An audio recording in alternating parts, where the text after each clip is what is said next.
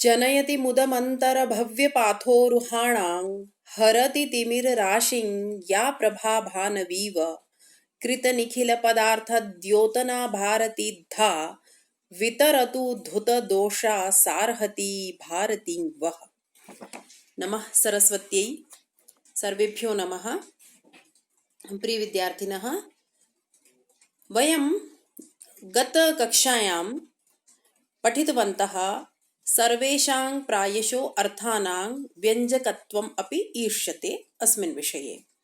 तत्र भवद्भिर्ज्ञातं वाच्यस्य व्यञ्जकत्वं, लक्ष्यस्य व्यञ्जकत्वं, व्यङ्ग्यार्थस्य व्यञ्जकत्वम् अपि भवद्भिर्दृष्टम्। अत्र त्रीणि उदाहरणानि आसन्। तत्र भवद्भिः दृष्टं यत् कथं सर्वेषां त्रयाणामपि अर्थानां व्यञ्जकत्वं सम्भवति। अस्मिन् विषये ज्ञातवन्तः। एतत् मया सर्वं प्रदर्शितं। वाच्यस्य व्यञ्जकत्वं, लक्ष्यस्य व्यञ्जकत्वं, पुनश्च व्यङ्ग्यार्थस्य व्यञ्जकत्वम्। अग्रे मम्मटाचार्यः कथयति, वाचकादीनां क्रमेण स्वरूपम् आह। शब्दाः त्रिधा वयं ज्ञातवन्तः। तेषां शब्दानां स्वरूपम् इदानीं कथयति। तर्हि वाचकादीनां क्रमेण स्वरूपम् आह नवमे सूत्रे कथयति, साक्षात् संकेतितं यो अर्थम् अभिधत्ते स वाचकः। वाचकस्य परिभाषा, वाचकस्य शब्दस्य परिभाषा का, लक्षणं किम्? अत्र नवमे सूत्रे उक्तम्। साक्षात् संकेतितं यो अर्थम् अभिधत्ते स वाचकः। वृत्तौ पश्यन्तु। इहागृहीतसंकेतस्य शब्दस्यार्थप्रतीतेरभावात् संकेतसहाय एव शब्दो अर्थविशेषं प्रतिपादयतीति यस्य यत्र अव्यवधानेन संकेतो गृह्यते स तस्य वाचकः। तर्हि अत्र किमुक्तम्? अव्यवधानेन संकेतग्रहणं भवेत् इति। तर्हि तत्र यः शब्दः सहयोगं करोति स शब्दः वाचकः। इदानीम् अन्वयं पश्यन्तु आदौ। तत्र भवतां स्पष्टता स्यात्। इतः पश्यन्तु, वाचकादीनां क्रमेण स्वरूपम् आह। वाचकादीनां नाम वाचक, लाक्षणिक, व्यञ्जकानां शब्दानां क्रमेण स्वरूपम् आह। अग्रे सूत्रे किम्? यः शब्दः, यः अर्थात यः शब्दः साक्षात्, साक्षात् अर्थात अव्यवधानेन, यत्र कश्चिदपि व्यवधानः न स्यात्, अतः साक्षात् इति पदस्य प्रयोगः कृतः। संकेतितं, संकेतितं नाम गृहीतसंकेतम्, अर्थं जात्यादिरूपम्, अर्थं यो अर्थम् अभिधत्ते इति कथितं न, तर्हि अर्थं नाम जात्यादिरूपम्। अस्मिन् विषये इदानीं विस्तरेण चर्चा अस्ति। जातिः अर्थात् इदानीं विशेषेण वयं पश्यामः। तर्हि अर्थम् अर्थात् जात्यादिरूपम् अभिधत्ते, अभिधत्ते अर्थात् प्रतिपादयति स शब्दः वाचकः इति। वाचकः अभिधायकः। अभिधायकः किमर्थम्? यतोहि अत्र अभिधाशक्तिसम्बन्धः, अतः अभिधत्ते इति कथितम्। वाचकपदेन अभिधाशब्दशक्त्या वाच्यार्थस्य ज्ञानं भवति इति भवन्तः पूर्वमपि दृष्टवन्तः। अग्रे विवृणोति वृत्तौ, इह, इह नाम लोकव्यवहारे अग्रहीतसंकेतस्य, अर्थात पूर्वतः व्यवहारादिभिः संकेतग्रहरहितस्य यस्य संकेतग्रहः न जातः तथा तर्हि इह लोकव्यवहारे अग्रहीतसंकेतस्य अर्थात पूर्वतः व्यवहारादिभिः संकेतग्रहरहितस्य शब्दस्य अर्थप्रतीतेः अभावात् लोके वयम् एवं न पश्यामः। जात्यादिरूपार्थविशेषबोधस्य विरहात् अभावात् इत्यस्य अर्थः जात्यादिरूपार्थविशेषबोधस्य विरहात् अर्थात लोके यस्य व्यवहारेण संकेतग्रहं न पश्यामः तस्य अर्थबोधः न जायते। अतः किमुक्तं संकेतसहाय एव। संकेतसहाय एव अर्थात गृहीतसंकेत एव शब्दः तत्र संकेतग्रहः भवेदेव तथा शब्दः अर्थविशेषं प्रतिपादयति अर्थात अभिधा शब्दशक्त्या प्रकाशयति अभिधत्ते।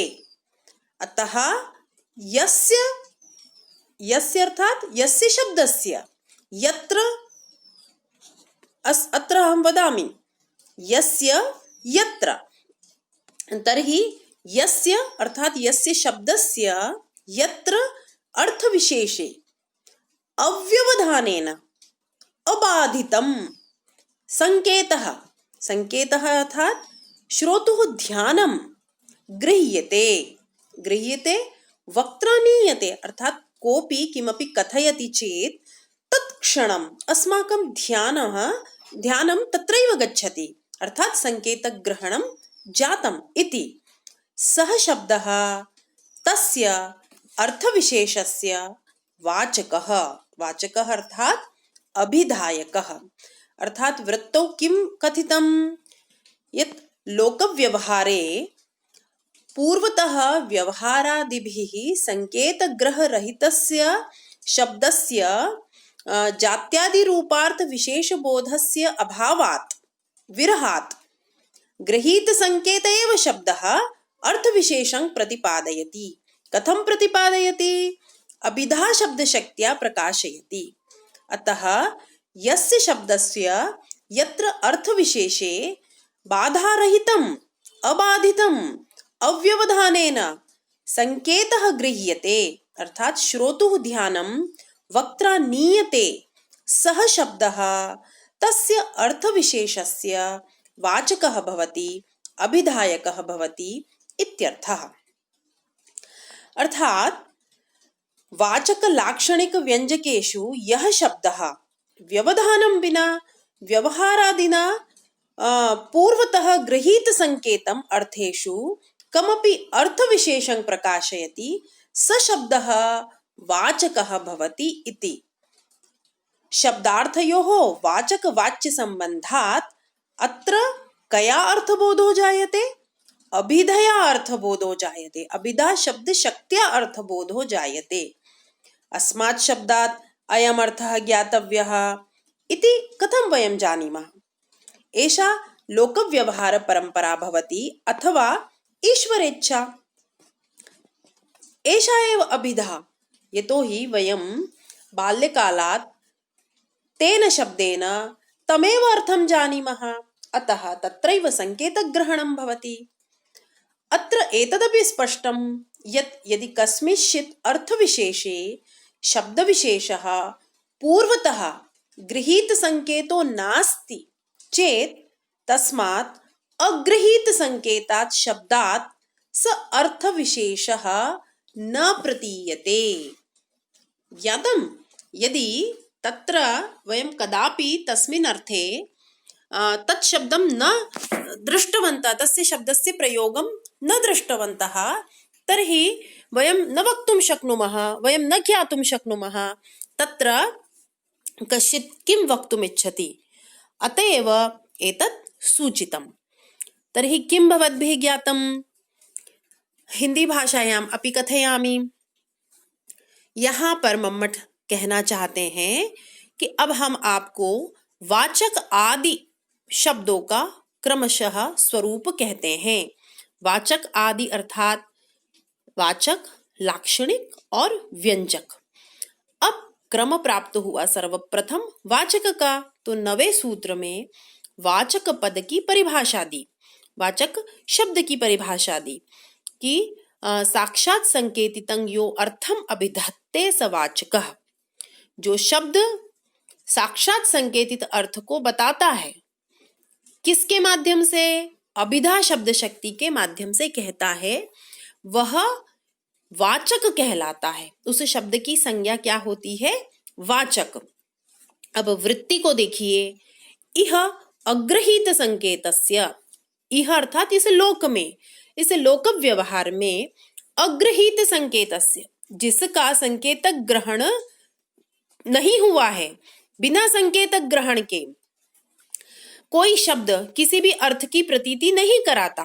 यदि आपने कभी किसी शब्द का किसी अर्थ विशेष के लिए प्रयोग नहीं देखा है तो आपको उसका अर्थ बोध नहीं होगा। तो लोक व्यवहार में हमें जितने भी अर्थों का बोध होता है वह संकेत ग्रहण पूर्वक होता है सामान्यतया। इसीलिए कहा कि लोक में बिना संकेत ग्रह के जो शब्द होता है उसके अर्थ की प्रतीति नहीं होती। इसीलिए क्या होता है? संकेत सहाय एव, संकेत की सहायता से ही शब्द क्या करता है? अर्थ विशेषं प्रतिपादयति, अर्थ विशेष का प्रतिपादन करता है। अर्थात यह एक निश्चित प्रक्रिया हो गई, यह अन्वय व्यतिरेक हो गया, यह सिद्धांत हो गया कि जिस शब्द का जिस अर्थ में बोध होता है, संकेत ग्रहण होता है, बिना किसी बाधा के, बाधा आएगी तो वहां लक्षणा का विषय हो सकता है अथवा व्यंजना का विषय हो सकता है, लेकिन अगर कोई बाधा नहीं है और बिना किसी व्यवधान के हमें किसी विशिष्ट शब्द से विशिष्ट अर्थ का बोध हो जा रहा है तो हम कहेंगे कि यह शब्द उस अर्थ के लिए वाचक है। और वहां कौन सी शब्द शक्ति कार्य कर रही है? वहां अभिधा शब्द शक्ति कार्य कर रही है। और जो ये कहा आगे, यस्य, यस्य यस्य शब्दस्य, जिस शब्द का, यत्र जिस अर्थ में, यत्र अर्थात जिस अर्थ विशेष में, अव्यवधानेन बिना किसी व्यवधान के, संकेतो गृह्यते, संकेत का ग्रहण किया जाता है। कैसे? वक्ता ने कहा और श्रोता का ध्यान उस अर्थ विशेष में चला जाए, अर्थात श्रोता का संकेतक ग्रहण हो गया। जैसे जैसे ही मैं कहूं पुस्तक तो आपको, आपका ध्यान कहाँ जाएगा? पुस्तकाकार किसी वस्तु की ओर जाएगा। जैसे ही मैं कहूं मनुष्य तो आपका ध्यान मनुष्य की ओर जाएगा। अर्थात आपने इस शब्द विशेष से एक अर्थ विशेष का ग्रहण अपने जीवन में किया है, पूर्व प्रत्यक्ष किया है, इसलिए आपका तत्काल संकेतक ग्रहण हो गया है। जैसे ही मैं कहूं सूर्य तो आपका ध्यान सूर्य की ओर जाएगा, क्योंकि आपने बाल्यकाल से यह जाना है कि सूर्य पद किसका वाचक है, उससे क्या ग्रहण होता है। तो जहां बिना किसी बाधा के अर्थ ग्रहण हो रहा है तो वहां वह शब्द वाचक कहलाता है। अब एक विषय और यहाँ पर जो पुस्तकें हैं उनमें कहा गया है उसे हमें अवश्य जानना चाहिए। जो शक्ति ग्रह के उपाय हैं उनके विषय में भी यहाँ हम जो विश्वेश्वर की टीका के द्वारा हम पढ़ रहे हैं, विश्वेश्वर की व्याख्या के द्वारा, वहां पर भी आपको यह दिखेगा। उसे यहाँ मैंने आपके लिए रखा है, आप देखिए। संकेत ग्रहस्य प्रसिद्धाः अष्टौ उपायाः, ये प्रसिद्धाः उपायाः सन्ति, तत्र तेषु अष्ट उपायानां अत्र अस्मिन् पद्ये उल्लेखः कृतः।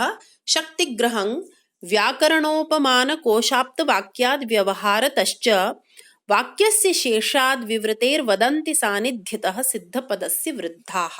अर्थात व्याकरण, अत्र मया लिखितमस्ति, अत्र काचित् समस्या वर्तते, अस्तु पश्यन्तु। व्याकरणम्, उपमानं, कोशः, आप्तवाक्यं, व्यवहारः, वाक्यशेषः, विवृतिः, प्रसिद्ध पद सानिध्यम। अर्थात जो हमें संकेतक ग्रहण होता है वो कभी व्याकरण शास्त्र के द्वारा, क्योंकि वहाँ पद पदार्थ विवेचन किया गया है, हमें निर्वचन, निरुक्ति, व्युत्पत्ति, व्याकरण शास्त्र से ज्ञात होती है। उपमान के द्वारा अर्थात सादृश्य के माध्यम से भी शब्द के अर्थ का ग्रहण हम करते हैं, संकेतक ग्रहण करते हैं। कोश के माध्यम से नए नए शब्दों का अर्थ ज्ञान होता है। आप्त वचन, किसी आप्त पुरुष के मुख से सुन करके भी नए पदों को हम जानते हैं।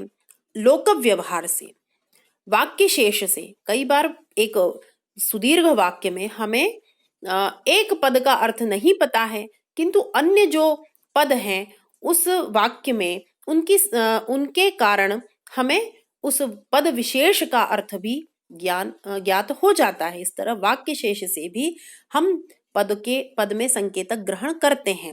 विवृत्ति, व्याख्या के द्वारा, और सिद्ध, ज्ञात पद के सानिध्य से भी, अर्थात एक पद ज्ञात है दूसरा अज्ञात है, तो जो सिद्ध पद है, जो ज्ञात पद है, जो ख्यात पद है, उसके आधार पर हमें दूसरे पद का जो ज्ञान है उसमें जो संकेतक ग्रहण है वह हो जाता है।